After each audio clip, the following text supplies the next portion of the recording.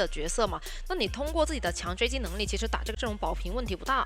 主要这张地图它并不限制格局，对吧？那首先阵容上面的话，你看基本功，比如说骑士也好，或者说小家也好，他们的容错率是稍微比较低一点的。对。就你可能更多的是通过你个人的一个牵制时长，如果说没牵制起来，你可能这个阵容不太好去打。对的。你写的。对。说你要真的躲起来的话，不太好去藏。对，很难。那个地方的话，以前还可以去绕一下坦克，但现在监管者都会去都会去防了。没错。那就看一下前期上面能不能去找到冒险家破绽吧。对于白鹿，来看下这边起追的话，并没有找冒险家的位置啊，还是选择去找一下狮子楼的过客的魔术师。对。但魔术的话，其实本身牵制割据还是相对来说会比较舒服一点的。这里的话是直接交出了一个魔术棒。对，拉开一定的距离，但这边但这个点其实难去拉太远。对，一个落地刀，直接是击倒了20秒。有点快，而且第一个魔术棒其实也没有说交出来有一个特别大的收益，因为那个点是这有点差强人意，感觉他首先起追的位置来说的话，拉到这个小2楼是比较难牵制的，反正长窗那个位置逼个回数会比较好一点。这个已经有点不太能接受了，其实。对的。那现在的话，直接就过来了。没错，那人位上班。那现在问题就来了，就是这个阵容本身它的一个救援能力就是有一定的，怎么说不是特别稳。哎，看到这边的是无伤救了一波，还不错。而且这一波的话，其实是救下来之后闪现才刚刚好的时间。对。而且你还有个薄板的说法。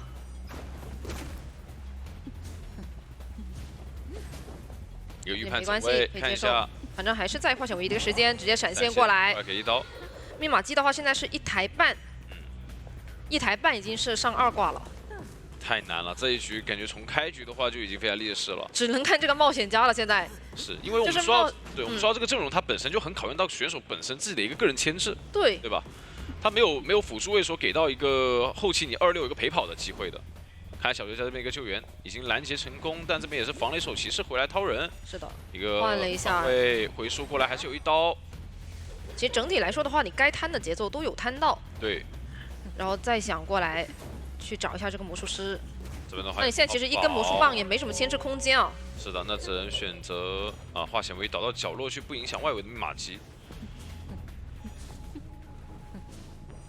加起来的话是3台左右，但是已经是提前减员了，后面要去打2台密码机。对的，而且白鹿这边已经切了手插眼啊，感觉是要开启他的控场的节奏点了。对，因为他知道这一局密码机从前期来说是一定稳不够的，那现在的话只需要把场控起来，然后有些爆点位的话，他会有个很好的2次节奏机会。是的，加上现在的话，其实你本身求生者那边小说家跟骑士都是没有去带这个回光返照的嘛。对。而且他其实心里也很清楚，你两个人过来开圈，那你肯定得自己保一下。没错。所以就不会带这个回光返照。那你这样子打的话，其实开门战只要盯着这2个点去打就很好了。是的，这里也是猜手技能还是猜中了，一手相识，感觉马上触发，哎，那失败了一次。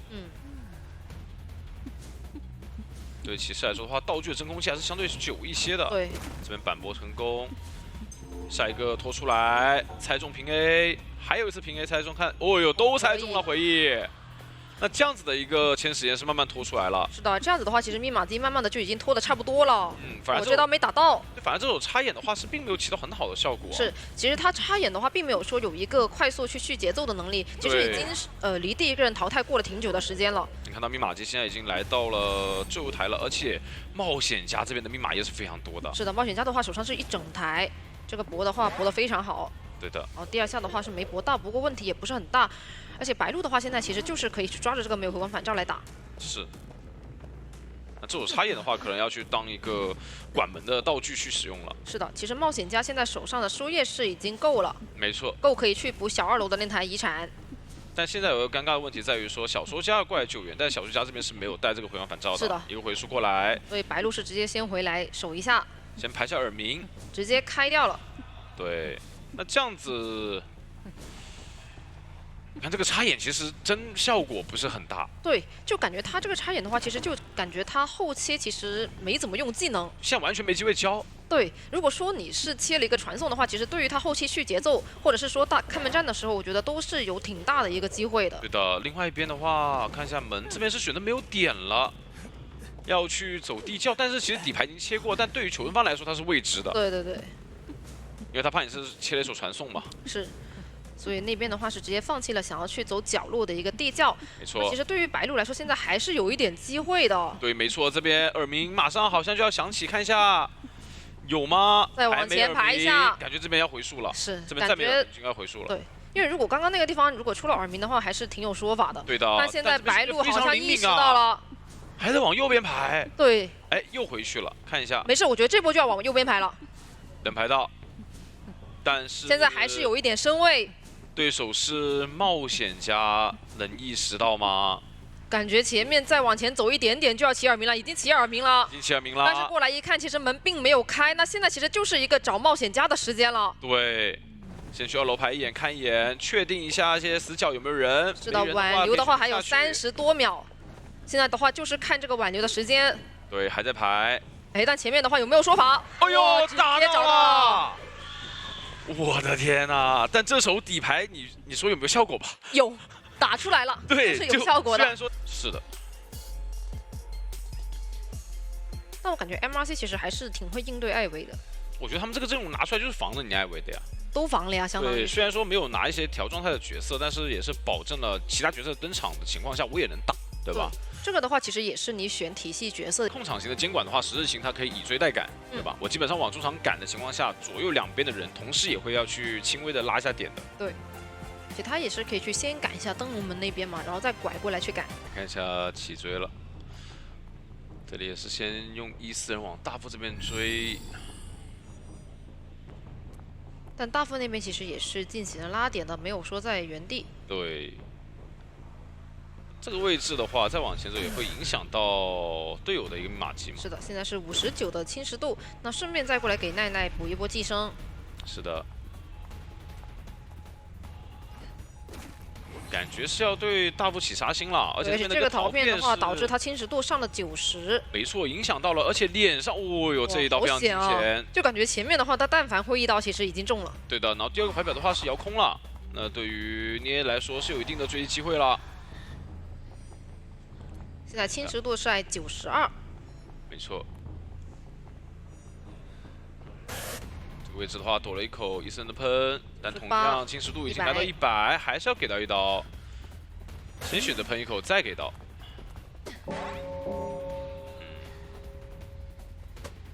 现在密码机的话是3个半台左右。对。但其实对于全方来说，这是完全能接受的。这个追击时间是可以的。哎，这里是感觉他是有一点急了。 因为其实大房的里面的爆点来说的话，是可以告知他是没有进到大房的。对，而且感觉还是有点着急了。对，因为他是觉得他会上去。是的。然后他提前下去，结果一下去，有个本体在下面等着。对，主要是大房里面的人可以爆点，但我觉得这一波的话，稍微的给到一定机会吧。手上有闪现，这个位置奈奈不好去进行这边下来救人啊。所以他先去绕一下，从里面走，绕下来。 那就先补上一个陶片，是，还有一个飞轮可以去博弈的说法。没错，打了一手针对，侵蚀度掉完，那选择直接签。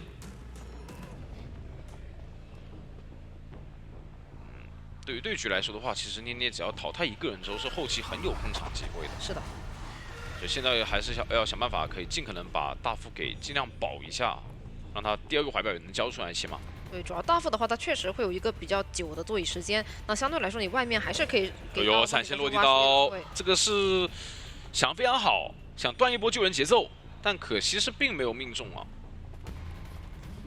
来看一下一个救人，互相的一个博弈。这边的话想躲棍，但是还是给命中了。是的，直接把表给他交出来。一个血力刀还是命中。 那只要这个怀表交出来的话，拖一点时间，让这边古董商带走就行了。是的，现在的话就是剩下3个人去打一台的节奏，而且你这一台其实是多了一个灵柩的容错的。没错，所以还是非常可以接受。而且还有什么？还有冒险家。只要有这个冒险家在的话，艾维他不好说我进行14人来回的一个控场。对，这台的话是直接被冒险家刚刚挖出来的密码书也给他秒了。对。那现在外围的话是放了一个入殓师在狮子楼附近破译。没错。那这边的话，密码击破也是来到20，看一下冒险家这边也可以选择再去挖一个树叶，看是不是挖完了啊？还有树叶可以挖。但现在主要大家都没给机会啊，所以他也是不太好去续节奏。是的，他现在要想办法站住两端的密码机，但是这一台密码机没人站，就他只能把个医生摆在那边。对，且冒险家的话，现在手上的书月已经是有60左右了，60多。就感觉现在的话，只需要古董商去拉扯一下密码机之后，然后让冒险家过来开就行了。对，或者是说你让古董商在远端修，然后入殓师在脸上稍微修一点点。对的。然后冒险家就在中场等着，看你们哪边先修到，然后我再过去修就行了。没错。或者是说就看捏捏那边要是空哪边嘛，那你空出来的那一台就可以直接去修了。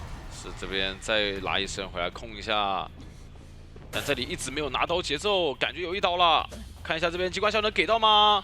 还在略防，油门先过来，再给个机关枪。一点机会都没有给到啊！现在密码机的话，马上就要压好了。就来到最后一个进度，看一下这边传送落地，给到一刀90多，非常开了。是的，且入殓师那边的话还有个灵柩。还有个灵柩。这一局入殓师带了回光返照，还能再加速一波拉走。是的。就现在有个灵柩代表什么？代表他可以硬性去点门。就现在的话，我就放这个入殓师在那里。对，我可以硬吃你一波技术。救下来。但是还是得防一手先拉开，传送落地是没有2阶的。是的，而且过来的话，因为花泽那边是提前防到了，所以也是没有抓到什么节奏。对的，在一个反弹拉走。咱 CD 的话，其实也还没好。但如果说这一波交闪现，其实对局势来说不会有太大的变化。对，加上入殓的话，因为它本身有个灵柩，其实这一波你击倒它，并没有说有个特别大的收益，你只能说先去把它这个灵柩逼掉了之后，再去打下一波的节奏。对的，但现在闪现也没好了。那这边也是非常快速的一个反应，古董商过来给这边一个门的压力。对，这样两边门都同时会有压力点，再骗一个2阶落地，非常细节啊，小弟这里。现在没有2阶落地啦。对于古董商来说的话，我觉得是可以硬吃个陶片，要不要选择呢？看一下，还是保稳一手。是的，然后再把14人调到彩门那边去。对，再骗。就你靠近这个陶片，生成这个侵蚀度之后，就会骗监管这边落地嘛。是，但是奈奈那边其实也都防的挺好的，就每个人都没怎么给机会，导致捏捏现在闪现交完之后是续不上节奏。对的，就这个闪现的意义可能，但是一个机关枪的回躲，那成功拿到这个击倒。是，那边的话已经在偷门。对的，但是14人是一直留在那边的。这里就需要一个换位了。现在挽留的话，其实差的也不是很多，差10秒钟左右，那就看这个冒险家了，看有没有机会。入殓师这边的话也是往椅子靠，但这里其实捏捏一直在注意门。这边救人的话不能救，很极限，但是会直接倒一个。对，另外一边冒险家也要赶回去门口附近了，但医生一在身上，不好去点门呐，现在。现在互相在博弈，等你签人，那就去拆陶片。但是这边的话，拆陶片会有个14人喷掉的说法。对，看一下传送落地，满速度给到一刀。那另外一边的话，其实14人根本抵不了这个门。那另外一边的话，古董商也能救人。是的，他现在再调回去的话，感觉能救啊。是一定能救的，所以说他必须把医生现在赶往门的门口，就是门口那边去再进行一波控人。是，但这样子的话，其实你本身你入殓师被救下来之后，又多一个灵柩。是的。这个容错真的太多了。这边的话，先下板。现在其实小迪这波其实就是尽量的去把这个闪现给他吃出来，就很好打了。多时间，然后古董商点门，然后灵柩是可以给到古董商。那现在是落地下来，然后同时的冒险家那边也想要去给一下门对，压力。但这一波其实是一个。是玄文方这边赚到了。为什么你医生调过来了？加上那边陶片传送过了，那下门就能点开了。而且本身的话，其实古董商那边也是有去防范的嘛，再加上他多了一个灵柩，那现在这样子打的话，其实就是要平了。对，一个平局拿下了。就这一局的这个入殓师以及冒险家，是话去破解破轮的很多追击方法。对。你哪怕说像起点战也好，终点战也好，利用木马也好，或者说利用这个过山车也好，都会很大限制到破轮起出的一个上市的速度，对吧？对。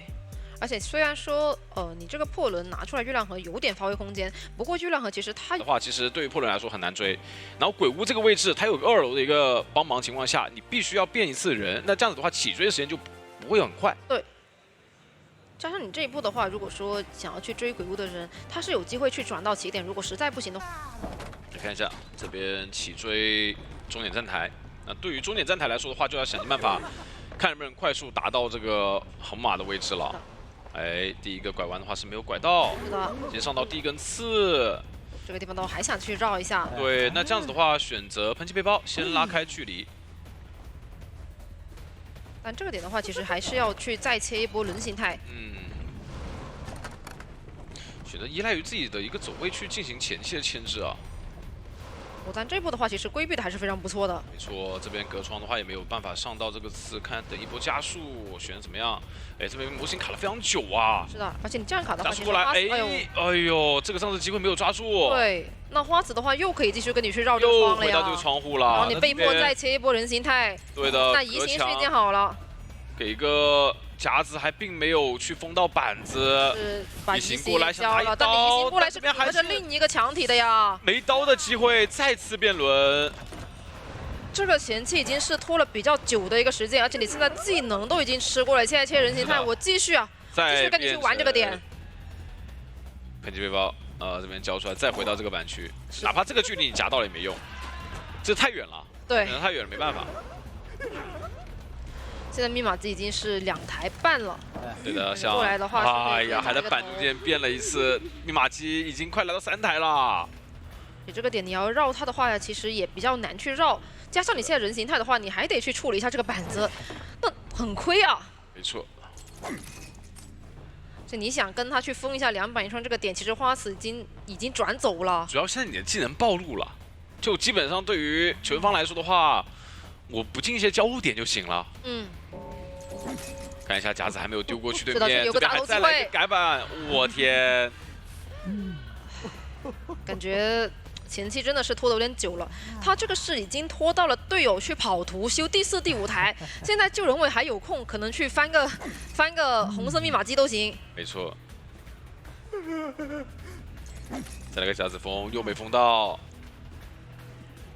这边的话，一个板弹还能再进马戏团，夹子进入真空期，这边还有一个夹子机会，看一下这里还能进板，想去堵一下点位，堵住入口，又没夹到。但这边的话，弹射是已经全部交完了，所以说这个位置空地应该是有刀了，能去搏一刀吗？搏一刀了吧，搏一刀了，还是终于是拿到了这一刀，但抬头一看，已经快压好了，其实。是的，那被迫的话只能去选择控场了。外围手上还有把枪的空军，这边满道具的佣兵，想去比较快速开启自己的2阶，但是距离是拉非常开的。但他们因为前期实在是溜得太好了，所以导致说你现在就算开了这个技能也比较难。对，然后这边的话，空军是把飞行家先点起来，而且我前期节奏这么好，我可以分个人出来去摸这个飞行家，根本就不会说有被你逼掉绝处逢生的机会。是，然后现在可以让2个人过来给这密码机压力嘛。就你追一个，另外一个可以去拉扯一下，想找佣兵的节奏，但这边的短窗其实也不好上刺，哎，给到一个尖刺。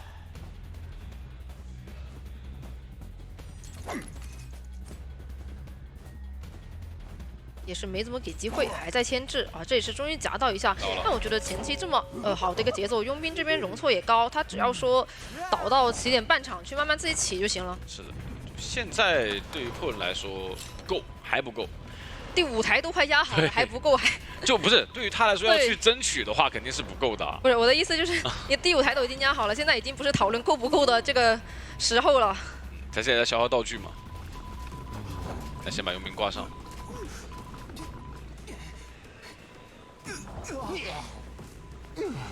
这边说2个护腕，但好消息就是4个人都在同一个门。就看一下能不能抓住一些机会吧。但毕竟开门战你也没有挽留的话，好。但我觉得现在的话，他就等嘛，他就等到差不多一半的时候再过来。我刚说完，你看 MRC 他们马上做调整了，下起来去另外一个门了。是的，因为这个的话，其实就是架一个人在你脸上，然后我等到你往那边再跑一下，差不多卡半了，我再过来。就我不把所有人丢在同一个门的情况下，你就很难去进行一波有效的保平啊。还是想回来去找一下花瓷，花瓷的话前期是补充了一个魔术棒。对，这边的话想去卡板看一下，哎，先放个魔术棒堵住板子，然后再下一个板子，让你绕一圈过来救人。是的，哦，但这里的话魔术棒还是帮了一下。对的。那另外一边门的话也快点开了。 地窖的位置好像在鬼板，那这样子的话可能就是跑不掉了。对，一个床弹过来，还是进行一波击倒，但另外一边都已经到门了呀，在补状态了。对，400分。其实感觉他们这把还是花瓷前期真的是牵制的特别好。就对于现在这样地图去打破轮的话，其实还是面临的就。 太多能克制到你的点了，然后再其次的话，在当时的，就我觉得其实不管是观众前的就屏幕前的观众，还是说我们也好，都比较期待说，哎，选手可以拿出这种他们成名已久的一些角色。那肯定是希望他们能够拿一些花里胡哨的角色嘛。那玄霄面对这个阵容还是比较偏，能不能尽快的去调整一下状态呢？因为感觉前面的比赛并没有说拉得特别的满。对的。 你看奇追这边也是选择直接找终点站的玩具商，想要去找一下起点的空调。哎，我这是先上到一个焰火舞台的大标记，非常快速，而且第二段又给到一颗，那前期这个上球的速度非常快了。是的，且这个时间而且预判了一波下车的一个方向。其实这地方可以放那个跳板就还好，主要是你这边是一个。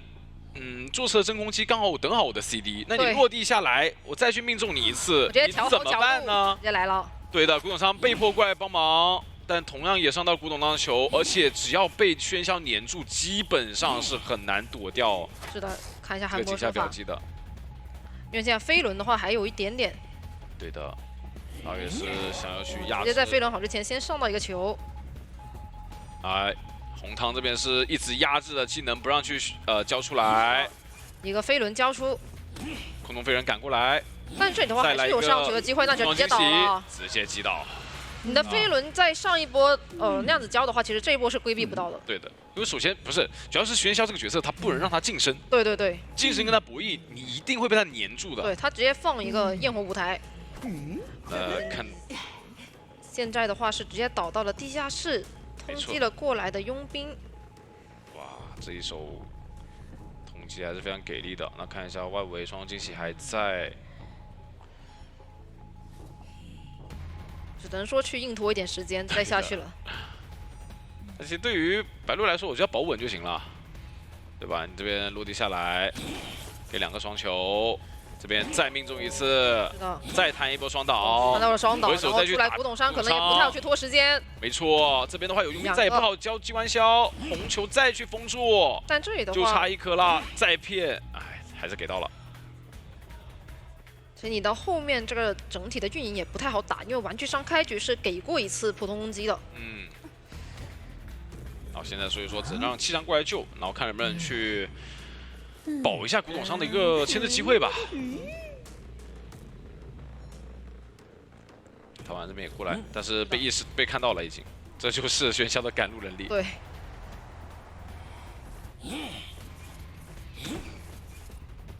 看台湾这边还差1颗球，一个飞轮掉，但是这里再尽可能的去躲一下命中伤害。我可以空中飞人贴过来。 对，先一棍打开，再一个砸板。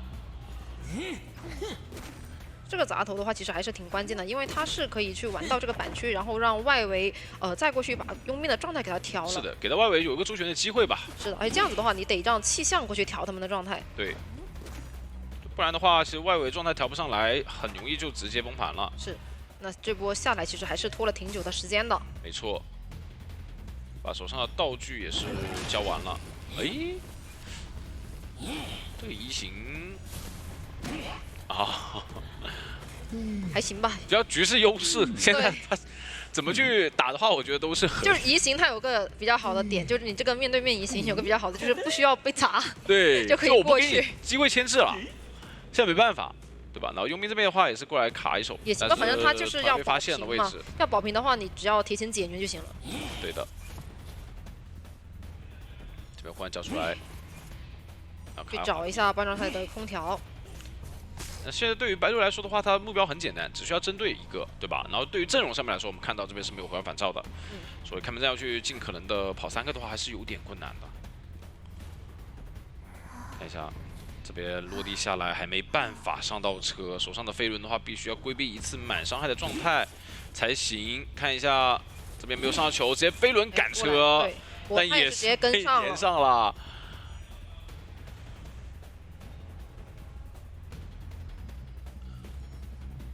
但这个的话，其实就是处理的一个时间问题。其实你本身也没有携带一个回光返照。对的，这是击倒。还得去补一下桥上刚刚逃完的第一台。对。直接挂回来了。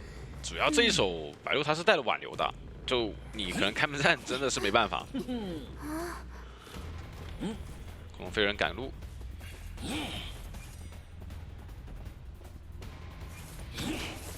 双球还差一颗，风直接吹走，但是有双击在，还是给到一道伤害。想打像学家那个针对吗？感觉可以直接去找玩具商了。但主要不知道玩具商，不过影响不是很大，因为他现在其实只要再留一个就行了。对的，这边道具也交完了。那一看这个车往4站去的，哎呀，那有点尴尬了，双有点跑不掉的感觉。对，双移形是好的。恐龙飞人直接到脸上，大跳跃到脸上。你这个地方根本都牵制不动，双惊喜，飞轮也没好。对的，再一次命中。那这样子的话，把人往这边一挂，还是个2挂的一个状态。然后现在学在脸上，佣兵赶过来的话，感觉是有点难以救援了。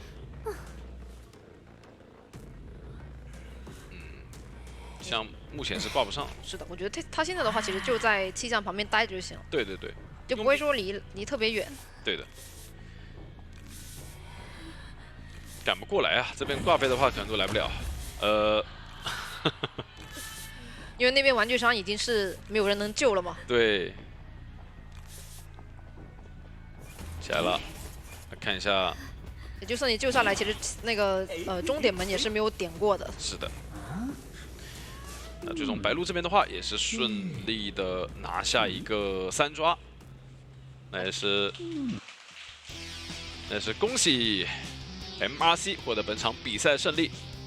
今天的话，其实 MRC 2把看下来的状态真的都太好了。对，很好，非常好。像第1局拿了7比2，对吧？喧嚣在这张地图其实想要进行追击，它追击效果并没有那么特别的佳，因为它在大船上，你一些障碍物啊都是比较高的，是你没有办法去预判性的去放自己的装机器。哎，没错，风险会比较大。是的，是的，会比较难，因为一旦要米粒那个方向出来，它其实障碍物挺多的，你不像说苞米地去往外走可以看到海边的人那样一个比较好的视野。你要没有找到，那耽误到你的时间可能就是对外。看一下是选择往木屋的方向走，是的，还是选择去抓这个魔术师。已经切尔明了。对，技能方面是张狂加挽留，没错。这球双惊喜，第1个球上到了，第2波也上到了，现在就差干冰了。没错，一个双惊喜上2个球，在目前这个版本来说是很舒服的。还是挺难受，因为你这样让自己的求生者的话，他也没有带个飞轮，他也就是说下一波了没有办法完全去规避掉你这个区域了。是的，凌云这边是没有回光返照，是弹加化险为夷。这个干冰舞台提前交了魔术棒，加速往外走，但不太敢翻。对，还是防了一手震慑。是的，因为一旦双重击起，你要放到板子另外一方的话，是能直接造成伤害的。拿一刀进板可以再打1个球，基本上全中了。是的。现在马上开1阶，是龙飞人跳过去再补1颗，现在又差1个干冰，马上自己的双重惊喜又要好了。对，现在不着急，利用这时间踩板子，把人给架住。那下一波双重惊喜，凌云这个魔术棒很关键了。哎呦，交出来但是没挡到。是。这波标记的话也是成功上到海边，现在是有个人的，你马基会有一点点的被影响，而且他这把确实也是带了通缉啊，不过可惜通缉的是火灾调查员，是没通缉到狮子，没通缉到这个守墓人。那守墓人现在就开始要蹲场，看能不能成功过来救一次这个人，但这个不太能救得活，因为你现在手上道具都已经交完了，你下来没有什么牵制空间。没错，守门人尽量就保证自己不要进入双倒就好了。对，他目前的情况就是给上一个化险为夷，多拖一点时间。一个震颤还要弹的，看一下。其实是可以弹一下守门人，毕竟他自己在。哎呦，但是这边一个空中被人失误了，跳过了一棵树，那应该要放弃打双倒了。如果刚刚没能失误，其实还可以接着进行追击。对，因为其实他正常来讲，我哪怕去多打个好几刀都没有关系，我还有个移形可以去赶上追上这个魔术师的。确实，但是这波空中飞人也是让年景有点慌了，位置拉得太开。哎。现在再把人往小门的方向挂，这是最角落的一张椅子。看一下，通缉到了冒险家。那这一波求生者感觉有点难办啊，因为化险为夷是在冒险家手上的。对，冒险家如果说是直冲中过来的话，你肯定救援不了，那也需要另外一个人进行帮忙。那现在就是说，你魔术师现在是完成一个上挂时间的，哎，你所有人都没有完成一个破译，他在差一步就能看到调整的。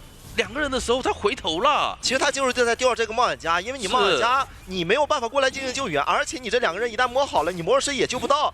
所以干脆这个时间我直接把你这个冒险家直接抓击倒的话，这个局的节奏他们就能接受了。不是，但是关键是什么？当时如果他能看到调整的2个人，守墓人那边摸不起来，冒险家也救不下来人，他直接追守墓人也可以很快的续上节奏。可能他也是担心道具吧。对，不过他这一波选择是没问题的，因为冒险家他毕竟是破译的比守墓人更快一些的。没错，而且他也是这个阵容里边的话唯一一个带化险为夷的人了。是，穷者这边已经没有化险为夷了。看一下火灾调查员过来救人，那这一波能不能提前拦到？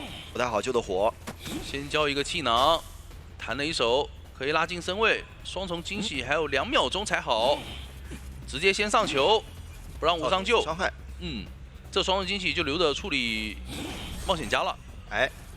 只要冒险家这边完成击倒，只要也能一直黏住他，你这冒险家就没有办法出去挖这个树叶，这密码机也肯定不够。没错，这把就要奔着一个4抓去了，求者需要补的遗产太多了。那现在年景其实就慢慢守好这个人其实就行了。关键还是第2个通缉太关键了，没错，直接把冒险家的位置给造了出来，导致穷者被迫放弃了这个魔术师。来看一下守墓人的这一波救人吧。哎，双惊喜把铲子打出来，再粘，继续上球，插个粘土。是的，这一波得交落场谢幕吗？想卡一个3位，不交吗？哎呦，那不交的话被无伤了更亏啊。现在就看能不能追击倒了，只要追击倒了，他自己毕竟是带挽留的，后期节奏他也不担心。没错，完成击倒，那这样就可以率先完成的淘汰了。第2个把冒险家挂飞，那外面再去找台大遗产。对，小木屋的是86，他一个移形过去，小木屋甚至强开不了。是，而且这波如果把磊磊打倒在木屋的话，还可以再压一波遗产。哎。守墓人那边可能得考虑去翻点箱子之类的，打残局了。远距离一个双重惊喜直接完成击倒，现在其实可以把他往中场牵一牵，然后再去找这个狮子。他能看到密码机在抖动的。对，但密码机现在都是一个大遗产，他也应该不会去承担这个风险，给他放中场吧，放中场然后再去追。是的，现在主要还是看一下狮子这边能撑多久，哎，能不能拖到磊磊那边爬起来，把木屋和中场这两把木屋的密码机给补开。是，毕竟年景手上是没有传送也没有移形嘛，如果能打一个时间差，多抢点密码机还有机会跑一个。所以说这2台都是个大遗产，但是你要中间算上一个跑路时间，这密码机其实差个半台多的，就需要拖很久。对，一个强行的换血刀，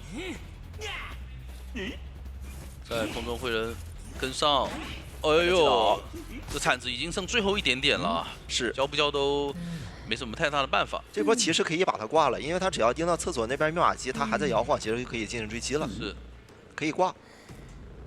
对，挂上然后再去厕所，厕所密码机还在摇晃，那他这个点位就肯定脱离不了了，而且自己的双重惊喜也能锁定他的位置，他跑不了。那磊磊就算碰到小木的密码机把他修开，也没什么太好的办法。关键他带了挽留年景这一波。而且他自己也没有带回光返照，再加上一点的话，就是这是一个喧嚣啊，他的双重惊喜能一直锁定你的位置，并且你要真想要走地窖，你需要拖到守门人这边一个淘汰，是的才行。淘汰这个时间40-50秒啊。那这波把密码机开了，反而是一个负收益啊，让年景这边得到了加强，自己是没有得到加强的。是，看一下一个隔窗球，再上，现在就差一个粘土。是的。哎呦，想一个旋转，想扭一下。面对面开门，对，有点加星号了。是，哎呦，反应很快，直接一个震慑。那这样也是在一个上半场，加上这边监控者是完成了一波4抓，没错。这个积分直接拿到手里，也是给到对面监控者压力。你必须要也在下半场是完成一波4抓的，否则这个积分基本功的角色，对吧？因为他的这个伞，他投过去之后，他会造成一些减移速啊，或者说减那个交互速度。没错。但是在对面有道具的情况下，首先冒险家，我们不说他能够直接丢伞丢到他脸上，对吧？但其实对。能不能第一时间找到呢？对，不过还好，这张地图对于冒险家的保护还是比较明显的。是，但他这个位置一旦要是刷在小屋里，该怎么藏呢？好像藏不太了啊。就你要大步走会有脚印，对吧？你要是原地躲很明显。你要大步走呢，他上来点位小木屋，先往小木屋走。刷的是外边啊。是的，那这里直接传了过来，看一下脚印。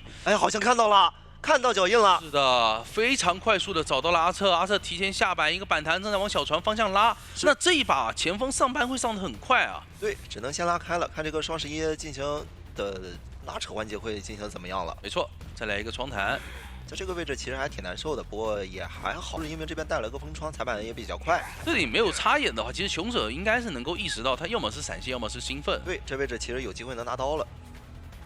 因为这板子踩得很快嘛，你点位根本拉扯不了。没错，应该是要吃一刀找队友了。哎呦，一刀拿到了，这个伞还没有用，你敢往外拉的话，这个伞就可以直接甩出去了。没错，前锋要上扳，前锋如果不上扳，冒险家其实连个闪现都吃不出来。有蓄力刀直接带走，3台一半的密码机击倒时候还不到1分钟。对，前锋现在在旁边直接举。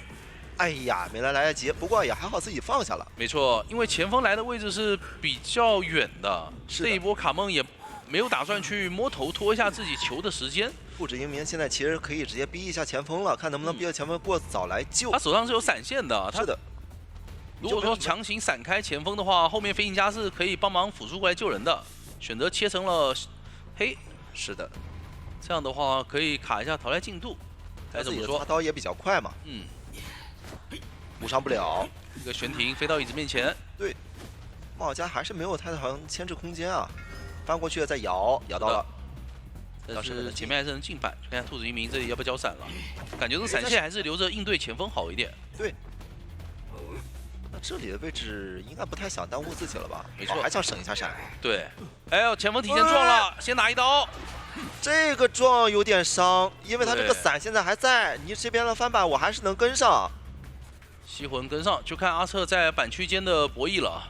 这个闪底省，因为他只要能省了，哎呦，还是用了。那前锋还可以再上扳，等等。前锋去摸状态了，那就可以直接挂了。对，现在场上的密码机是接近2台半左右，但其实对于兔子英明的这个他的一个天赋选择来讲啊，因为没有底牌嘛，所以他的后期一把伞从大门传到小门控场也是比较难的。是，所以想试抓必须在这波手椅上面。哎呦，无形那边已经跑过去了，守好椅啊！对，如果再被无伤了就很亏啊。那这波很难受了，他其实应该多打一个半状态出来，这样的话下一波续节奏会快一点，但反而是给到了一个无伤的机会。兔子英明真的在每一次手椅上他都不爱去守，这就我们前面说的，他的一个第二波节奏会比较难续的点就在这里了。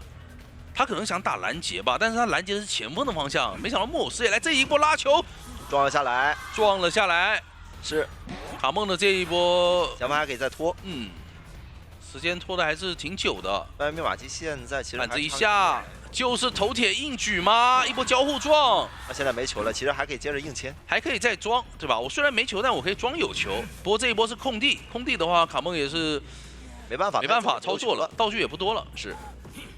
但是这一波其实拖得蛮久的，从一个秒倒的冒险家一直拖到他挂飞进入一个破1加速。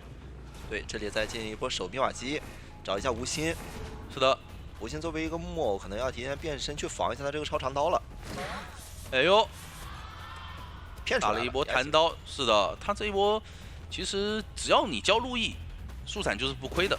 对，他这一侧伞，我大不了等一会儿给你的位置再架住就行。没错。想去吸魂，想去管小木屋的密码机，这里小铁是半状态，还是比较危险的。是，板子一下，可能得考虑赶紧往小船的方向拉扯了，因为海边是有一个3连的。兔子英明也发现了，他好像是看错了飞行家的位置，以为他去翻窗了。有可能。这闪现还有20多秒，想调无心的这边的位置，没错，没能调到，那自己的伞还要再收回。那毕竟面对4黑的一个沟通，其实速闪想偷袭还是比较难的。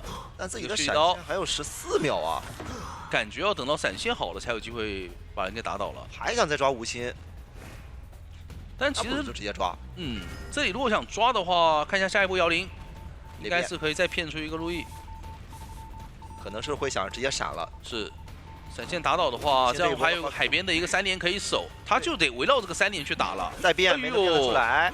这里应该是有一个僵直，对，不仅是下半的那个僵直，导致自己没办法交出了这个路易。主要是有摇铃的僵直，摇铃僵直让自己变不了身。没错，现在就是需要前锋来救了。前锋密码机过人能量，但是他没有带回光返照，飞行家这边也没有带。等一下这边的伞我就放到这里，你敢不敢修？直接拉出去，直接想追。没错，分级背包交，但是自己手里有闪现，可以直接交闪。但是这一波再省一下，明明还在省，想用加速刀，但是这一个飞轮小铁非常漂亮的追，哎呦，差了一点，好急呀！打到了，自己的闪也省下了。但是海边那边可以卡半吗？看一下木偶师能够卡到一个半，对，卡到半救了下来。那现在对于吴昕来讲，就是等着化险为夷的时间拖过去，他可以当做自己是一个可以吃2刀的人，对吧？然后再去破译海边，海边留下的这个3连还是比较致命的，给到速闪很不错的一个控场。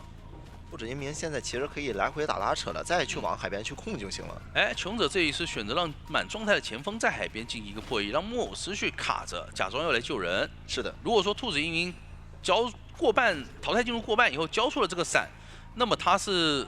哎，照到了，找到了位置，照到了吴昕的一个点位，提前交了吸魂。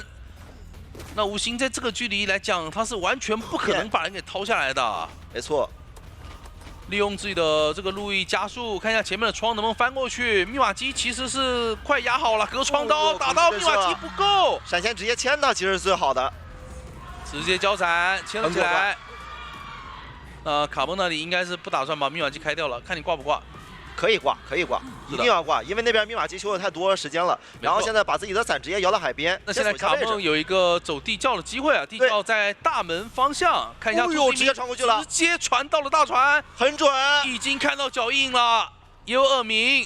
地窖就是在大门了，卡梦现在还需要再拖个20秒。现在地窖这个牌其实。兔子一鸣不一定知道，对，卡梦应该是知道的，他是直奔着地窖的方向走的，而且手上有一个飞轮。那现在时间还并不是很够，这里不能吃到刀，吃到刀的话其实是来不及的。对，他还得进这个人皇的3板，而且兔子一鸣手上是没有闪现的，想来一个白色的吸魂让他进不了地窖，但这里来得及吗？哎呦，来得及，吸魂成功了。这波地窖走不了了，那我现在还可以再进一波拦截，大不了我拖自己的闪现时间嘛。我拖下一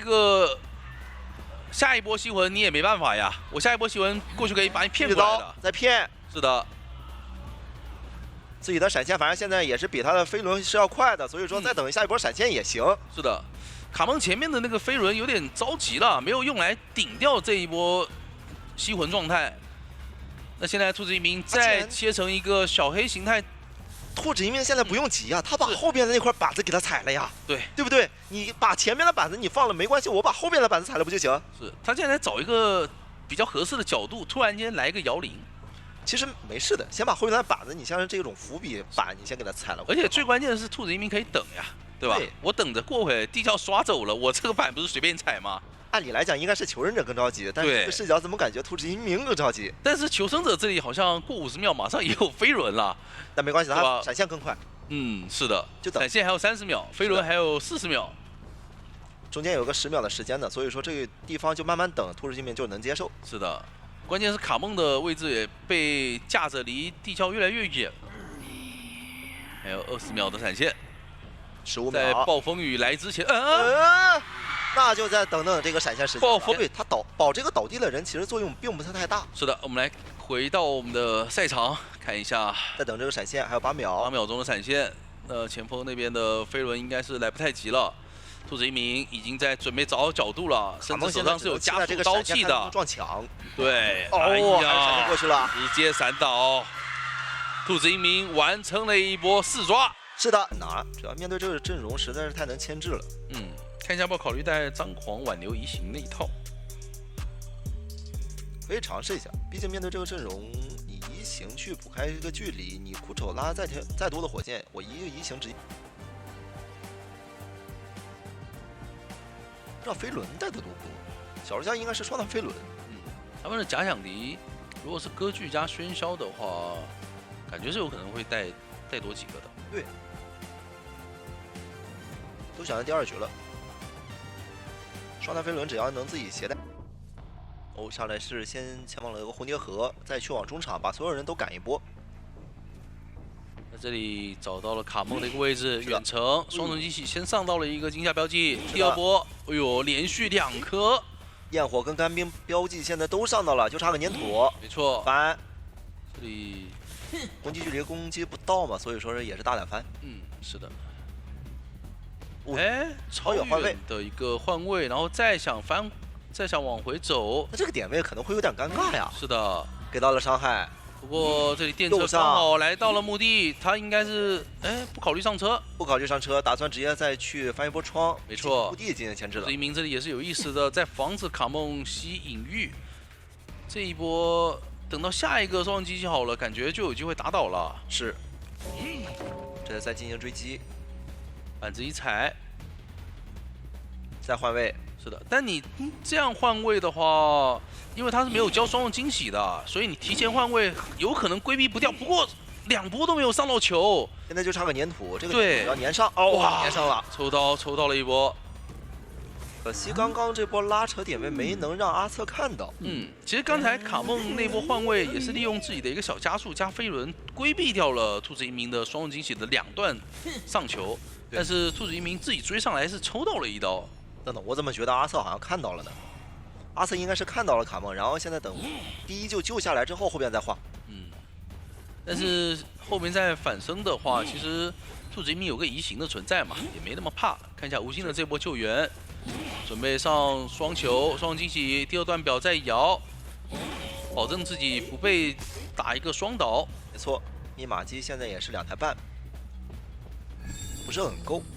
到时候再加上自己的移形，还能快速接近这波的灵柩。那次把灵柩给搬了过去，看一下来得及画吗？画完了，时间上 OK， 卡得非常极限，刚好在倒地前成功画上。那这一波的话，就算反生有移形的存在啊，外面大副可能得考虑要不要利用这个时间去进行一波调整吧。可能没有这个时间了，只能现在进行一波破译。因为这中间他前期的一个牵制并不是很够，再加上你这个灵柩现在也要去给他放，你这个入殓师也会被耽误到一些密码机。对，但其实关键点是在于他们这一波卡梦不一定能够牵制够的。看一下双重惊喜，先上一个球，再拉一波，能不能2颗一起叠上？但隐喻已经好了，终于换成功了。是的，一个空中飞人。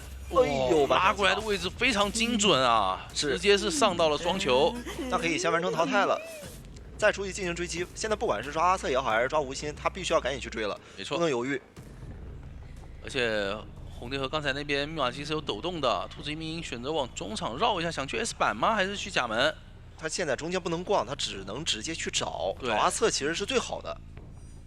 来到了甲门，入殓师是没有道具的，只有一个飞轮和加双弹可以利用一下。是双惊喜在一个预判给上了一次焰火标记，再上翻窗的时候再上一波。兔子一鸣这边喧嚣的一个准度也是非常的高啊，几波双重惊喜都是完美的上到了球。是，这里再跳过来，飞轮清空了，把所有的惊吓标记全部清空。但兔子一鸣的反应也很快啊，跳过来再补一波，有空中飞人的这个容错率。下一波双重惊喜的位置，哇，完成击倒，处理的还是比较快的。现在把密码机给挂回甲门，压住这台遗产。求生者手上已经没有化险为夷了，这一苦手可以救下来，把人给带走，还是怎么说呢？撞球之后撞救保状态。对，入殓师这样有灵柩了。对，但是这样的话没有放灵柩的机会，不过也给自己拖到了一定的破译的时间。现在要想办法强开了，是，就争着走一个。看一下吴昕已经卡过来准备救人了，是，这样苦力小丑一点一点的在偷密码机啊。这里是有机会能够脱钩的，两个求生者都是差一颗球，直接充电，因为陆炼师是没有带回光返照。没错，而且他这边也是直接淘汰了，一个贴墓地门，一个再贴一个校门，其实就行。是的，就能去真正走一个。吴昕这边有怀表，能去拖时间。苦手那边的话也有个火箭，所以说在你只能进行一波3抓了。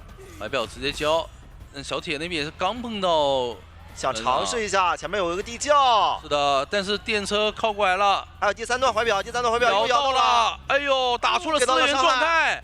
那最后的5秒钟，看一下应该是下板翻过去还是怎么说？没办法，那边门还没开。是的，其实如果说这一波摇表摇到了不被打出来的话，是有一点机会能跑地窖的。是，要能再拖个8、9秒的时间，其实那边门就开了吧，他就能去真正走地窖了。没错，兔子一鸣是在第2局成功拿下一个3抓，延续了上一局的非常舒服的克制到前锋这个点。但是其他3位的话，可能说在前期处理会稍微麻烦一点。这个阵容前锋应该是飞轮加华夏文怡的，画家应该是双弹飞轮，而且求生者也没有一个回复重，你开门也慢。没错，就是因为那个开门比较慢嘛。艾维他本身就喜欢你这种开门慢的，他可以来回的控门。那看一下选点中场的前锋2楼下的杂技，学校门方向的一个飞行家，以及靠近墓地的画家。是的。接下来就要看一下这个天。好，进入到比赛画面上来，先把这个伊森招出来，去往了凌云这边的位置，想把密码机先干扰一波。没错，独栋方向，先干扰一下飞行家。是，飞行家感觉不太适合作为第一个追击的目标啊，毕竟他的一个分级背包还是挺强的，一个远程的吼，但没有吼到。是。那看一下附身进来以后，其实磊磊前2波的吼躲得还挺好的。是，但是这个点位来看，就是能不能过来进行一波帮忙？是的，好，我们回到比赛，看一下磊磊这里是利用这一波踩板的时间啊，成功把画给吸出来，但正在准备描绘一个反弹，可以继续往外拉一波。一声吼了一下，没有躲开，但是下一波想再吼满的话还是比较难的。在你闪现之前，对他的画是可以交出来的，96的侵蚀值，刚才自己是路过了那个陶片范围。那看一下要不要提前放了，毕竟还要蛮久才会被附身的。不过这个96侵蚀度要自己要主动去往回看了。嗯，是的。哎，他前面已经放掉了一幅画了吗？是的，已经放了一幅，放在那边，没有效果。那这一波，哎呦，完画刚好顶掉了自己身上的侵蚀值，非常细节的一波操作，然后再反走回刚才墓地的方向，这样的话就不会干扰到队友了。没错。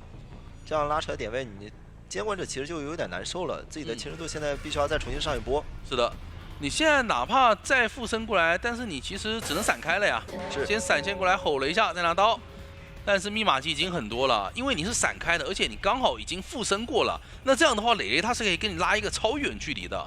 可惜是前锋现在没有在旁边。没错，现在贴了下医生的吼，能躲掉吗？没躲掉，还是喷到了。嗯。少一个前锋能过来帮忙撞一下，如果说能前锋帮忙撞，这波求生者其实就活了。是的，前锋的位置应该是比较远的。是，前锋来不及，往墓地方向挂，让杂技来进行救援，杂技可以进行营救。但场上密码机已经很多了，是4台左右的一个进度。现在把伊森拉出去，继续干扰外围的求生的进度。前锋也是不担心，你就算干扰了也无所谓。这一波杂技救完以后，前锋那边可以破译完，再考虑进行一个2救，或者说干脆提前保人算了。因为画家本身他也是一个不怕被卡淘汰进度的一个角色。是，看能不能吃一刀再进行救援。也这样，现在的侵蚀值还是比较健康的，30左右，先给上一颗燃烧弹，打到1刀，那这样前锋没有办法进行帮忙了。没错，OB 不了。并年景这边已经2阶了嘛，是，就看杂技这应该是准备墓地开新机了。把墓地作为最后一台新的密码机，然后飞行家去补那台66%的遗产。对。哦，直接传回墓地，想先干扰啊，把伊森控回来，然后再传过去 OB。墓地密码机是最少的那一台。是的，但是这一波，哎，我刚以为他要把伊森留在墓地了，但是他选择拉回来了，拉回来防一下前锋的一个 OB， 对吧？那这样的话，墓地就等于说解放了，又得浪费年景好多的时间把伊森再控出去管遗产。没错，这样1-4人还是在去墓地，但是墓地这边的点位我就不需要出去了，我就一直顶着你这个侵蚀度修。没错，你想要传过来的前锋就可以无伤救。不着急，再等。前锋这里侵蚀值清掉，传过去就直接救嘛。对，而且他传错陶片了，是传错陶片，看一下想把杂技拿不到刀，杂技这边还能对，那边刚好是跳了一个土球过板了，所以这刀拿不到。再传过来，前锋现在必须要随时帮忙撞，哪怕他吃一刀，其实都能接受。但是本体的一个异族本相吼直接打断。对，年锦不敢打，年锦一旦要打的话，这个身位就让开了。哦呦，前锋现在就一直帮忙撞，知道你不敢打。超远的距离，从后面补了一个球，这波成功撞晕是比较难的。因为前锋现在我就知道你不敢打，你只要打了，那我的队友就能一直跑得更开了。而且艾维他是移速比较快、有耐受力的这么一个带法。内喷再帮忙撞，闪现过去没能过去，撞墙上了。是这波前锋又能去帮助到队友拉开更长的距离。那出大事了呀！画家是有回光返照的，密码机已经压好，现在就看求生者这开门战配合如何了。前锋直接跑开，不要把自己的侵蚀度直接也行，反正这个刀也是能直接消掉嘛。哎，电车。又撞了一波，星辰是在最后跟电车再打了一波配合，哇，我勒个天啊！这个电车属于是意外收获了。是的，传了一波陶片，传到了墓地门。那接下来求生者这个开门战的运营，看能不能继续绷紧，因为他们现在需要做的就是拖过年锦的一个挽留时间。没错。年锦现在是比较着急的，由于自己的闪现刚刚是已经用过的，所以说拖到这个挽留能击倒一个人是很难的。没错，能靠自己的2阶，要不然就是看对面求生者给不能给到这个机会。但是你用2阶去抓人的话，基本上等于是已经放弃了另外一个门的控制权了。太可能了，因为毕竟是一个飞行家，手上有悬停，再加上自己一个飞轮。是的，他现在平地走的话，而且他好像没带追猎啊，所以平地是比较难击倒的。这波没办法传了，附身的前锋是。前锋这边毕竟有飞轮，对前锋那边比较无所谓，他走平地交飞轮顶就好了，慢慢等。找到了杂技，一个跳球跳出了范围92的一个侵蚀值，是自己的2阶已经用了，所以说还要再来回打个拉扯，他要拖学校门。但是年锦这边需要，他很急，他现在要赶紧要去击倒一个人，就你挽留结束了，你闪现都没好啊。是这个时间上来说，就是要跟时间赛跑了，求生者完全不给机会。如果这样打下去的话，年锦还没能完成一个击倒，这一局面就是能慢慢性的一个4跑了。是的，感觉求生者那边的解说比我们更激烈一点啊。是的，就到时候把配合的非常的起劲。对我还是比较好奇他们这把的一个局内语音的，因为这个开门战真的是瞬息万变，你不能给到任何机会。平移刀你至少不能给到。挽留还有17秒。这个点位附身一个交球跳了出去，89的侵蚀值，这一波吼回来了，有飞轮，飞轮再补一波，没错，但这个身位来讲还是没法躲过。但是你把1-4人交在这个地方，你就放弃了外围2个门的控制权了。年锦没办法，年锦现在只能想着留一个，他要是再在外边去摊的话，这个局面就是一个慢性4跑了。没错，再拖下去，那个杂技满状态，对吧？你这开门战。你打2刀那更难了，杂技满道具，再加上画家自己是一个满状态。是的 ，GW 在第2局是拿下了一个6-2的比分啊，采取 OB 或者说辅助会更好一些。没错，年锦这边也是选择帮帮，这个帮帮就到时候可以去抓这个小儒家以及这个幸运儿了。是，看一下吧，看一下前期的一个选点如何。这个阵容其实不允许失误，不让失误。是。但是如果说真的失误的话，就还得考虑救不救。看一下，直接往中场走，还是怎么说？先去往中场吧，去往中场，然后再去往红毯，会更好一点。把板子先踩掉，然后直接去往红毯找这个小儒家。而且星辰这里是提前把板弹给交出去了，甚至还在防反绕。是，手里是一把枪，直接换头找了狮子，这是个大副啊！想逼坏表吗？找大副直接摇，看一下2段雷并没有炸出来，有点难吧？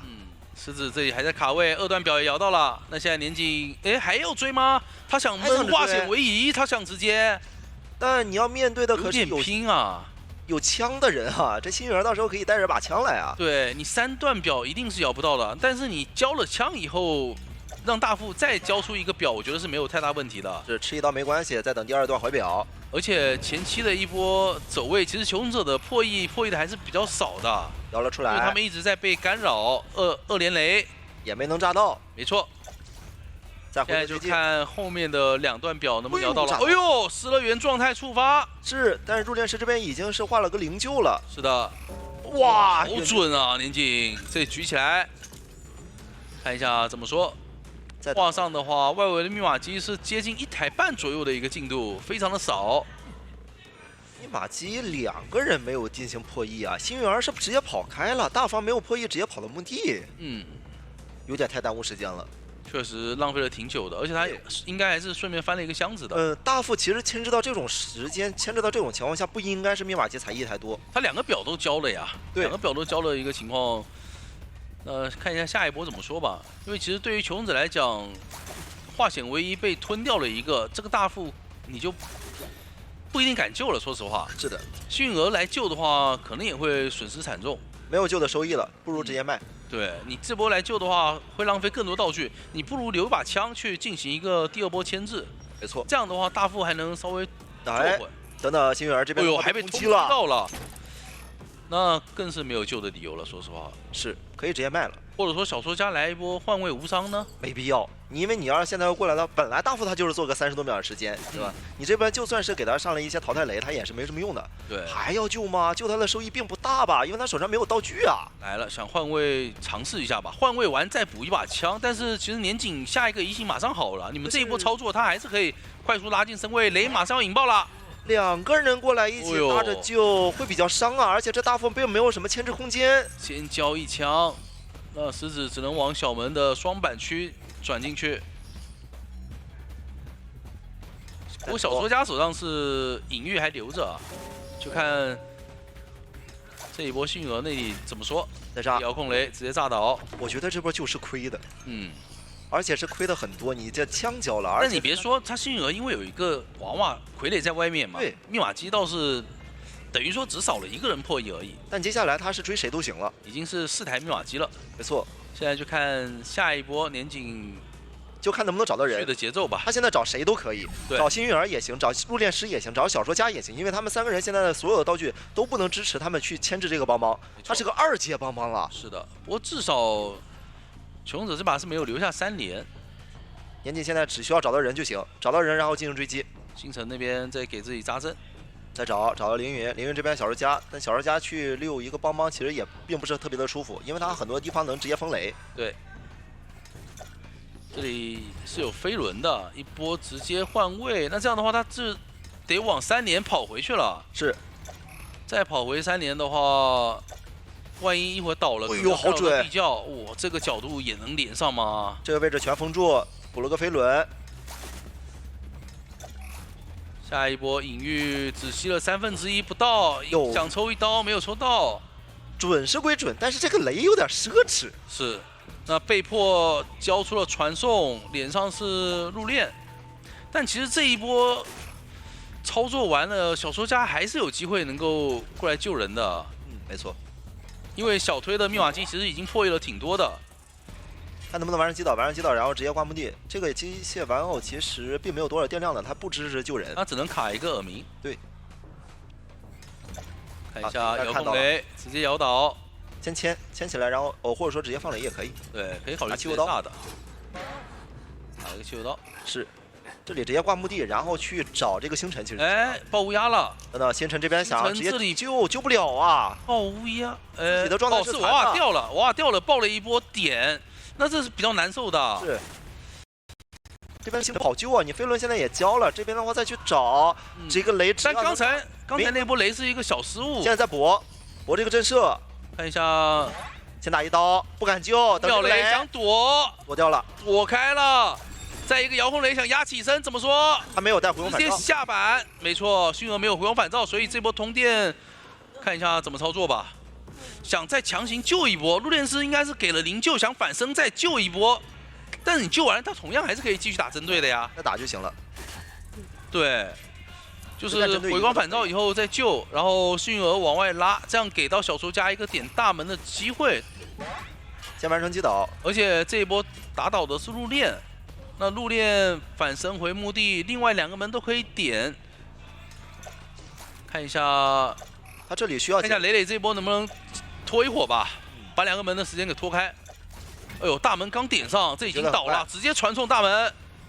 小说家在脸上没吸出来过书，但是手里有飞轮，看飞轮能不能再规避掉一波雷，去拖延一些时间。他需要拖到入殓这边能起来才行。2连雷再躲一波，但是他的隐喻进度是没怎么涨啊。看一下倒之前能不能先吸出隐喻，进行一波换位，可以成功换了一波，能再拖一会吗？恐惧震慑，但他不能管他，他直接要去找这个入殓才行。但是入殓应该是能起了，那这样就没有办法了。是的，小门是一定能开的，并且这个磊雷也是能直接走往小门的。磊雷在花园这个位置其实拖的还是蛮久的，就是拖出了自己成功吸到了一本隐喻。那最终监管者完成平局的话，GR 的求生者那边就必须要争这个4跑了。GW 这边求生者打得好凶啊！他中间其实差点打出来问题。是你幸运儿加上入殓过来，其实救援这一波对于监管者来讲会更稳一些。对，兴奋破画家以及破幸运儿这把枪，包括你这个气象的一些风啊或者是云什么的，是可以去找一找机会。一个手刃度，对吧？靠过自己的一个落风，把人给粘住，再拿刀是。但是碰到气象，我说实话是比较难追的。气象算是这4个人里面他最难追的一个角色了。没错。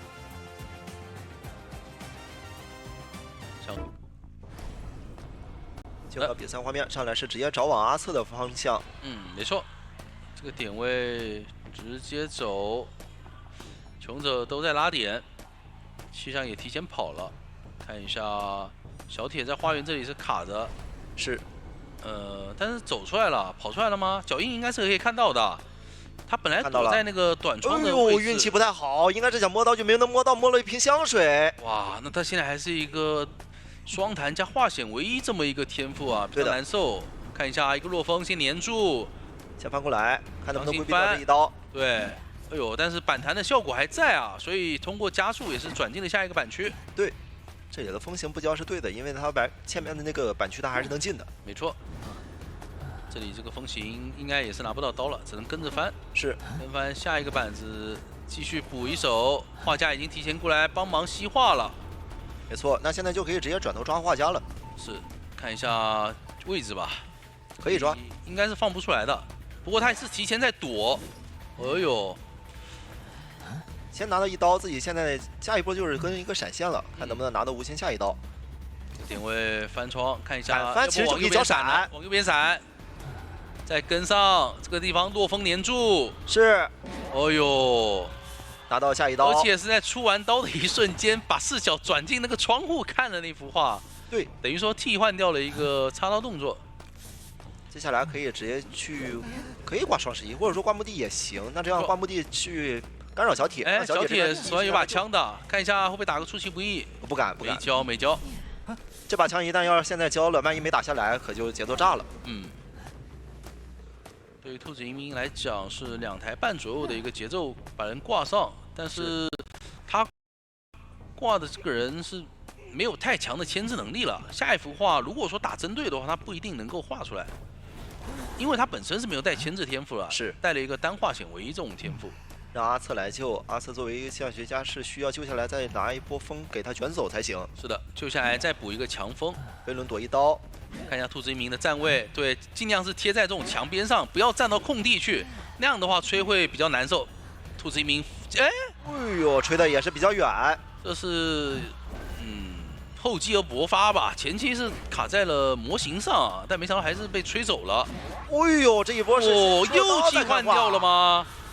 因为他这画放的比较晚，刀气已经是比较先打到才放的这个幅画。没错，有点亏啊。非常舒服了呀。是这一波画家下来就再也没道具可以牵制了。对兔子移民来说，就看下一波幸运儿的一个配合了。下一波幸运儿交了这一波枪以后，可能还得考虑帮忙扛刀来进行一个换挂，还要再转走才行。对他得去帮忙扛到倒地。先拿一刀，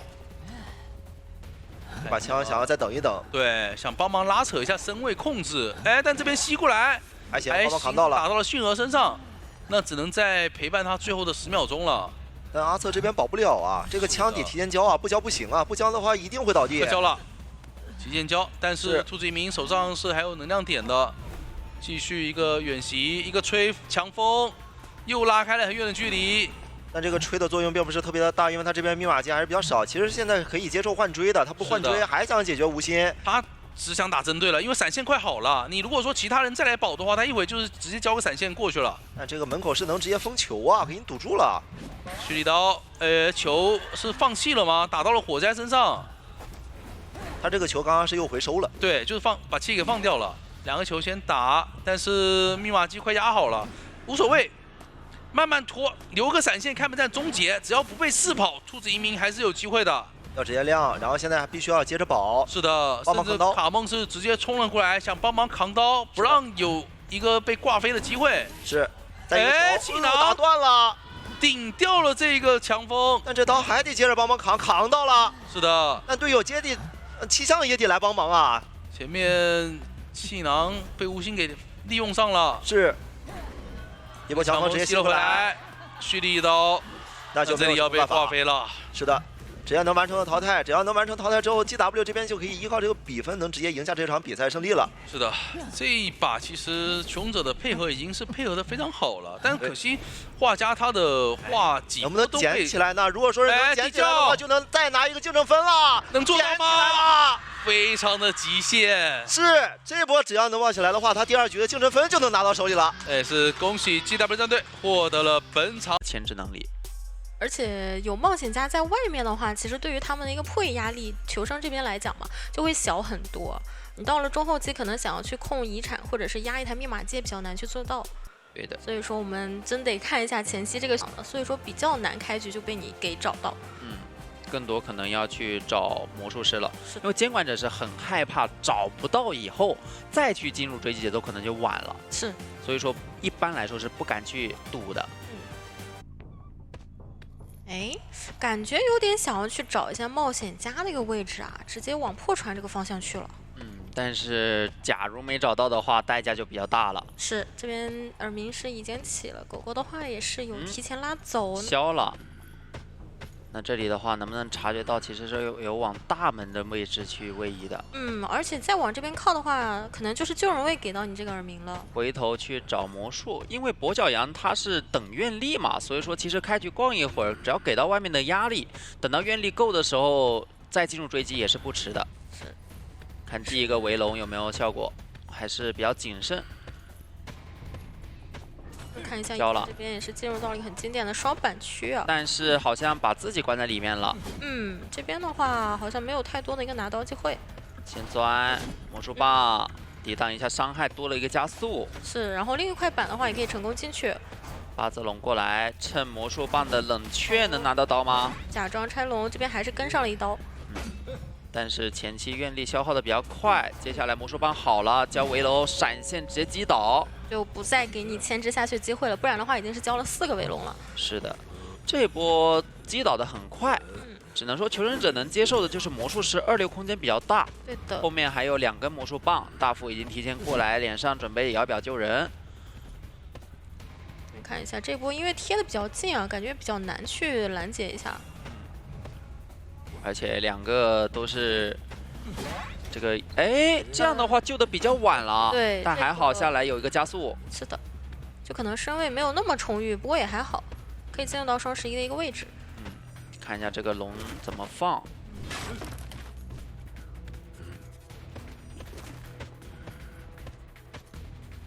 其实双11这种点位要用模型卡过去。假装拆楼，魔术棒抵挡一下，但是钻过去有声响，佩佩捕捉到了，直接过来拿一刀。是，还是基本上一个化解唯一时间之后啊就击倒了。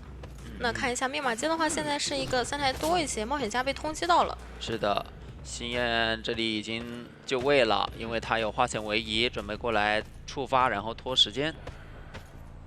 但心燕其实第一台的话是大船方向，所以这一波提前过来救援，基本上是没时间去进行一个多的破译的。对，所以说密码机相对来说只能靠冒险家。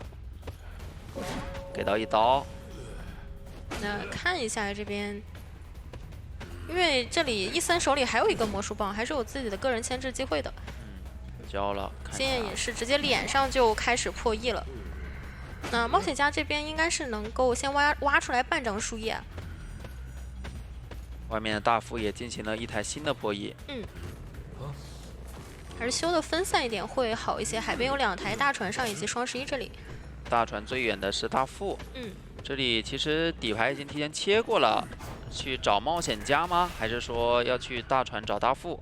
应该是想找一找。对，刚刚痛击一直给到冒险家，也知道他的一个位置啊，但主要是挂上人之后，其实狗狗也提前苟起来了。对的，狗狗碎碎狗狗。哎，这个方向、好像看到了，找到了。那这样的话，密码机更不够了，因为你这个倒地以后挂上输液掉在地上，你还得有人能救。那后面佩佩是可以针对你救人的人的，只要保证这个输液用不出来，密码机就差一大截。而且你救援的话，都是千里迢迢过来啊，是正好三角形。这个地图为什么比较受监管玩家的喜爱的原因？太远了，你补密码机也好，救援也好。想提前直接传送，可能要拦截到你，甚至这个人的话，11是救不了的。他应该是拖心焰亮，然后再走吗？看到远端已经密码机不摇了。对。但是这波心焰过来救人，他角落的密码机没人补，而且其实也卡不太到半了，因为毕竟距离也比较远啊。他一定是卡满的，问题就在于怎么样卡得好一点。过来提前逼路易，你变身我可以不打，你要拆龙，那我愿力比较多，这一波慢慢逼，甚至经验可能救不下来的。是，就感觉这样一直逼，你一直得交路易。已经贴不到椅子这边了。对，那就不好救了。而大船亮了的大副还得跑到角落去才有机会。再钻，愿力还有。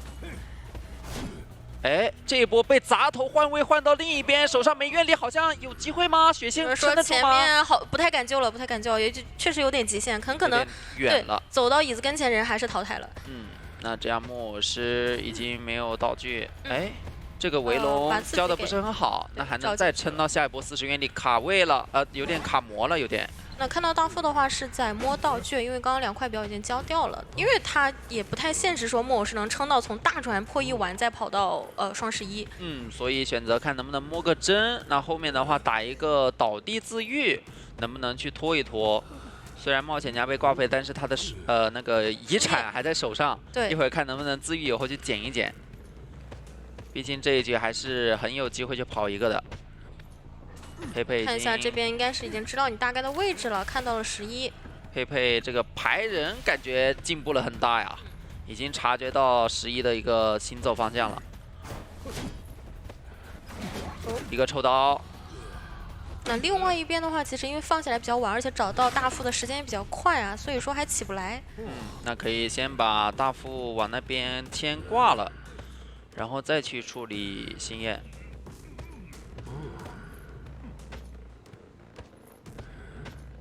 看到了心焰的一个具体位置，就看前面摇了有多久，有没有机会通过围龙去挂上人，还是说先让他摇下来，再去进行击倒？先摇了下来，愿力也是比较多的。看一下这里，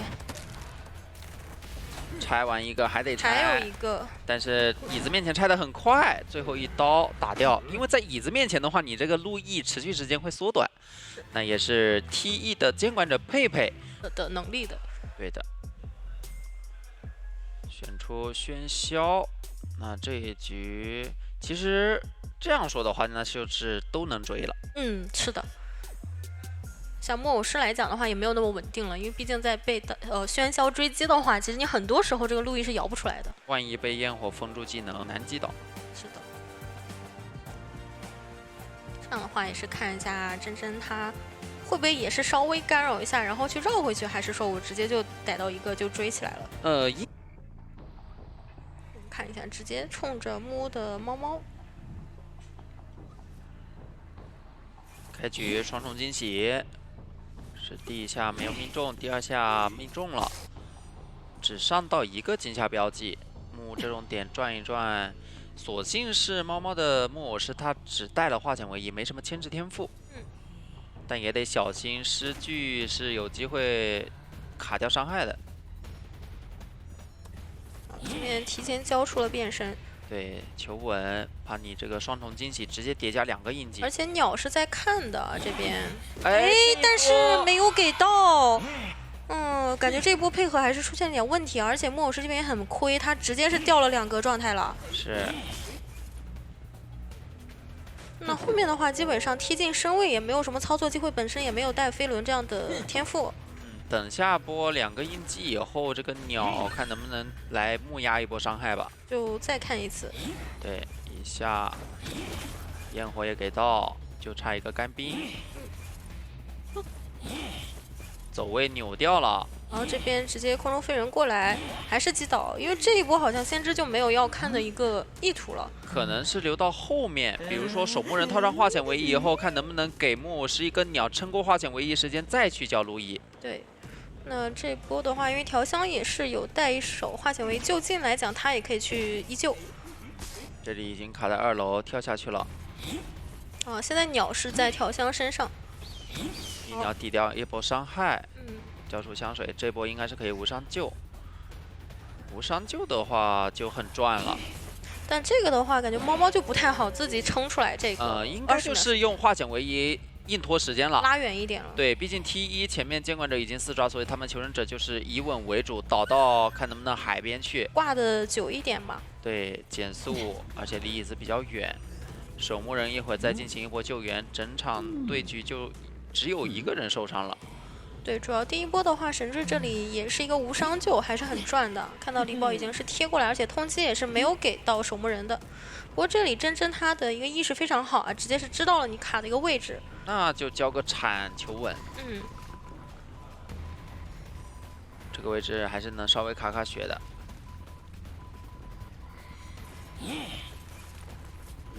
一个位移，还是有无伤救的机会。直接无伤了，那得先打守墓一刀。好，打到了一个半状态，再回去找一下猫猫，不能让它拖出来这个20秒的时间。这一波看能不能趁没有双重惊喜，还是难，还是难。对。那这样击倒淘汰之后呢，外面会差一整台密码机，然后半状态只有一个守墓人，他的一个道具也比较充裕。可以打打拉扯嘛，让守墓人去像上大船这种地方修。然后外面再一个人修，一个人机动作为一个救人位。是的，不过这个时候其实先知会比较薄弱一点啊，因为他现在已经没有1鸟了。这里用分身去找一下人的位置，定一下人的位置。主要现在大家也都没有破1啊。这里应该是等密码机摇，然后进行一个传送。但是密码机其实现在刚摇起来，怎么说要底牌切吗？那主要杨洋这边也开始破1了。对于真真来讲的话，其实木屋这个人是最好的一个追击目标。是，那定到了。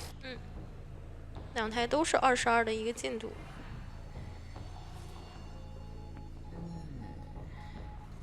传位的密码机能补亮。对的。再提前贴过来。就看先知这一波挺难去牵制的，对他本身也没带飞轮，是个弹射的一个天赋。这一波双重惊喜走位扭得很好。另外一台密码机是1半。先知吸喧嚣的鸟压力太大了呀，是的，就一旦进入吸鸟的范围，也进入到了这个喧嚣的拿刀范围。是的。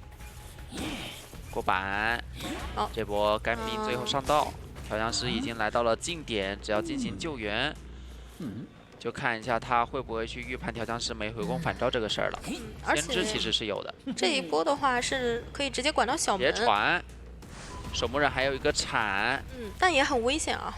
对，处理这个铲的速度尤为的关键。是，这边的话走位一直在扭，卡到角落里不让你给我上这个标记。这一下继续往海边。绕场线木打出来，那就是倒到海边去，打算倒的靠里一点了，因为也是拉走了大船的位置。对的，那现在真其实不太会去补大船的密码机，更多还是让木木新起一台。但真真在这个间隙可以打到你中间的一些机会啊，因为你这边是会有一个人疲于奔命，两边来回跑的。对，用双重惊喜定一下，定到神坠的位置了，这里离得很远，很有机会拦截。而且神坠没有回光返照，有没有可能就我已经被拦了，我就不救了？对，拉走，想跑一个，对吧？直接亮就好了。神坠现在的目标不是救人，而是牵制住时间。跟先知拉远啊，但是的话，看一下这边，真真他正好传送的一个 CD 也比较久。对，看能不能快速的秒掉调香师，再去管小门。那一波回香是化掉回到了一个满满状态，对的。现在反正先知那边我就修开直接亮了，对，然后点小门，香水在一个回速。那这样的话应该是赶不过去了，因为就算神坠直接倒地的话，因为你手里没有技能啊。就怎么说，3个空中飞人也不够，更何况现在只有2个了。对的，而且这个人其实你也要挂一下。对的。那这样其实 T1算是完成了目标，跑掉了1个。ACT 的话也把这个小比分扳回了1点。对，尽量的拉小了这个分差了。相信自己就是带个失常啊。但带兴奋的话比较符合 T1，为什么？因为 T1现在有优势，没必要打去处理掉。来看一下点位选择是把魔术师放在了大房。那这样开局脸上是一个野人，先逼野人上猪，再去找自己想追的目标。对，但中场的话是11的野人，持续想找气象。不过这边的话，星焰会隔了一个比较大的建筑啊，这边也没有被绕到太多的一个身位。已经做好了强风。但这个地方比较空旷，很难说命中啊。不过佩佩这边，因为你要去躲风嘛，所以说也一直跟星焰保持了一个很远的一个身距。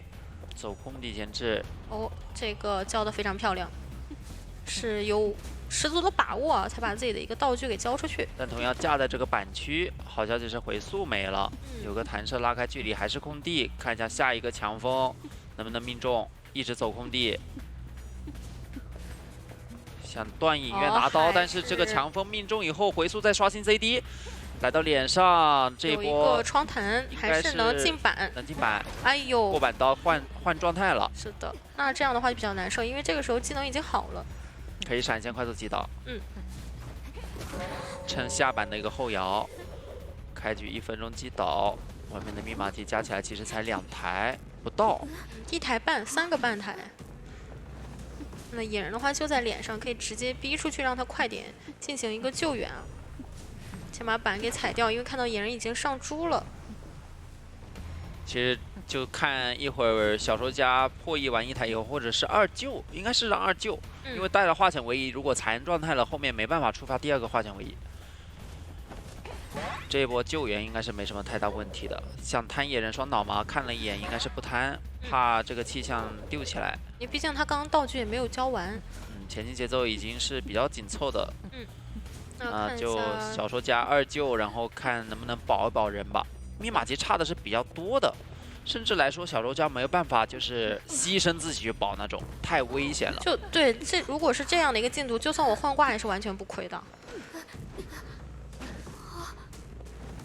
看一下，已经过来了，卡在了一个远的位置，配合野人的哨声，比较难排到。那现在的话要慢慢往这边贴一下了。应该是不确定人的位置，贴椅子手。哎，已经看到了。慢翻，那这边一个远距离换位。换位能无伤，救下来再扛刀吗？主要这个时候他自己还有一个强风，对，然后进板，那看样子是不太打算保了。无伤嘛，对的，保一下状态，为后面做准备。但是后面的小说家是没道具，所以得小心在吸道具的过程中直接被秒掉。看一下也是倒到角落，这一波淘汰之后，外面会差一整台密码机。对，监管的技能也好了，底牌切的比较早。不过好在狗狗的话，其实它的一个隐喻已经有1/3的进度，而且手里本身带了一个飞轮啊，这里是直接跟队友去调了一波状态，是直接传到小房，看到2个调状态的人的一个位置。不过半状态的是野人，上猪了。对，所以说也不太好去，还是要来找小说家。小说家飞轮一旦交了，其实就告诉佩佩我们回光返照，后面就一直针对了。看一下。所以说这个飞轮还是得找一个比较好的时机交。这边的话，一个换位看这边。不给看。野人找魔术师调好了状态。小短窗。还是给搏到了，而且伊森那边直接交了魔术棒加速去破译密码机。这边的话应该是省，对，省。我打死了，不能告诉你我有飞轮。对，而且这个飞轮即使是交了也没什么好的点。后面的话，包括你要打针对的时候，我可以让有回光返照的人扛，而我再交个飞轮。这个时候你意识到的时候，我已经密码机可能压好了。是的。那这里佩佩是直接杀出来，想去管最后一台。森这边手里还有2个魔术棒，而且也是有提前拉走。骗求生者卡半救。但其实11这里有野性伙伴，不太怕。对的。我只要安全上猪的话，这个时间我肯定还是可以拖出来的，还是可以卡满救的。就跟你绕这个模型，还是会让佩佩非常难受啊。其实佩佩这一波过半以后，可以考虑直接去继续找魔术师、逼求生者多修什么的。打下来，这一刀，哎，走的位置好像有点问题，传送能不能手椅啊？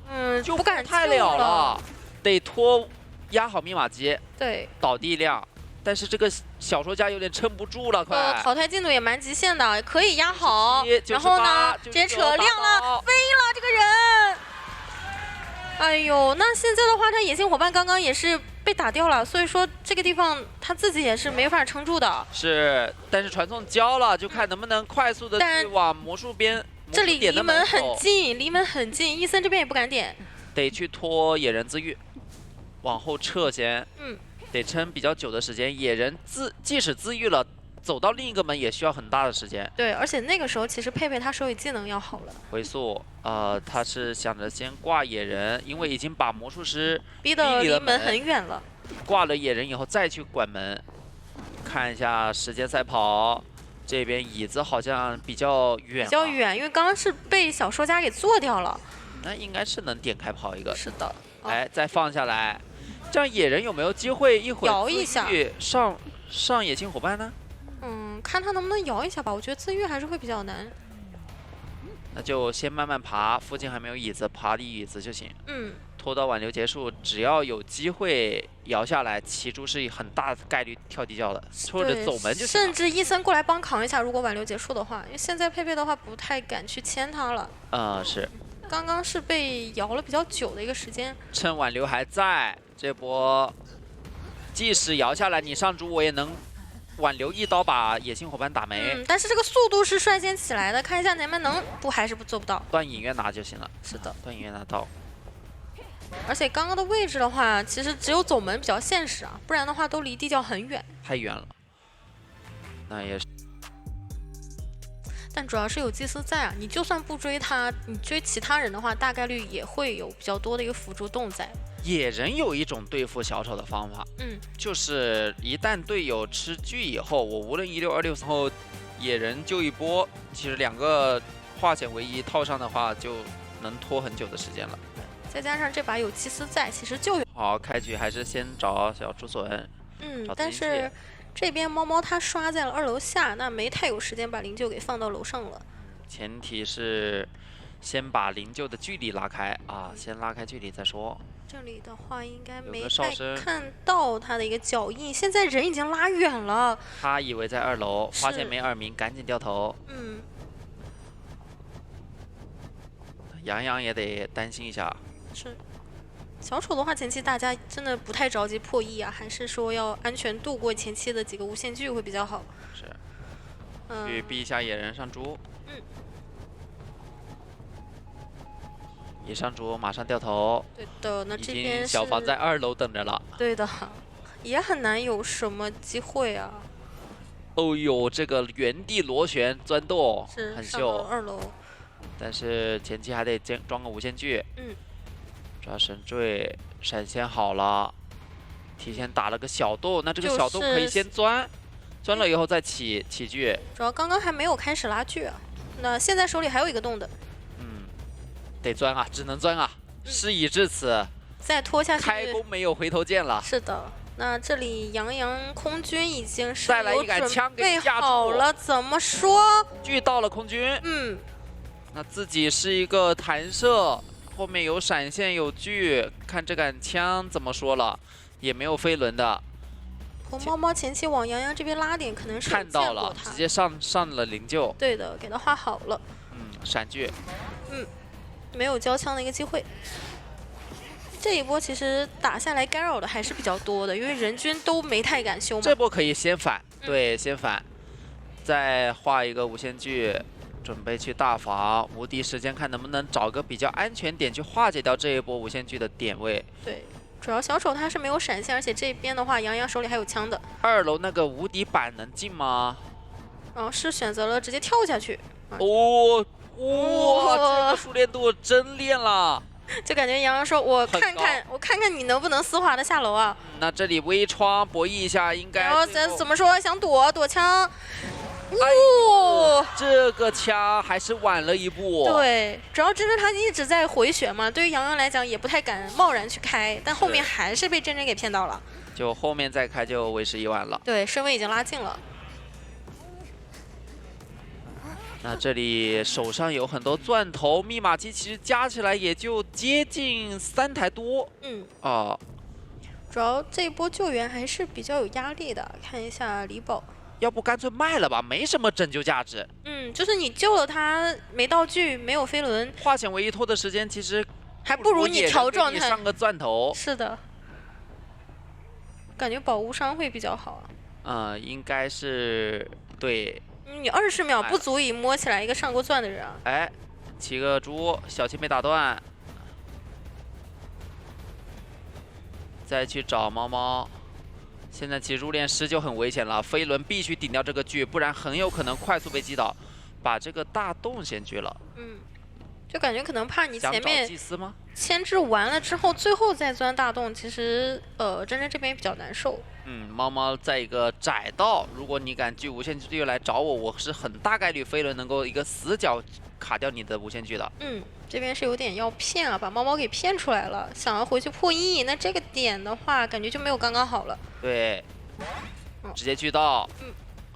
那闪现还有20秒，等下一个2阶锯吧。2阶锯即使锯飞轮上也能够抗阻。马上的进行一个击倒了。然后这边飞轮，但是身位远，闪现也没好。对，下个锯很快，再来一个2阶锯，能骗到吗？还是击倒了。不过这一波其实已经拖了很长的时间。是，最后一台密码机也已经拖一到一半了。野人的话也提前贴过来，是个满状态。挂千远放了船，骗一下。看那边反正也不修了。先再骗个李宝上猪。但主要身位会比较远，求生其实也是在观望的一个情况啊。挂了再传，他必须让求生者得修。这里的话提前打了一个洞。对，这个洞手里还有一个洞，其实这波的话不太好把它给秒掉。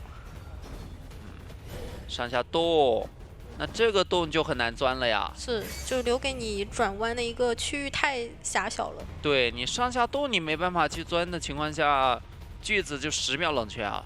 而且这一波入殓被救下来，其实他手里还有一个灵柩，给到了神坠身上，这把只要他们保平就可以了。小长板，哇，还在骗，在贴膜片，但是很稳。神坠这里飞轮抵掉，这一波回了一波大的节奏啊！对，没什么办法，而且他们新起的密码机也已经很快了。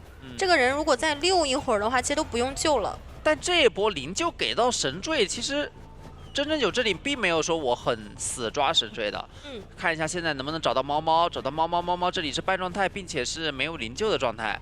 最后一台也在补了。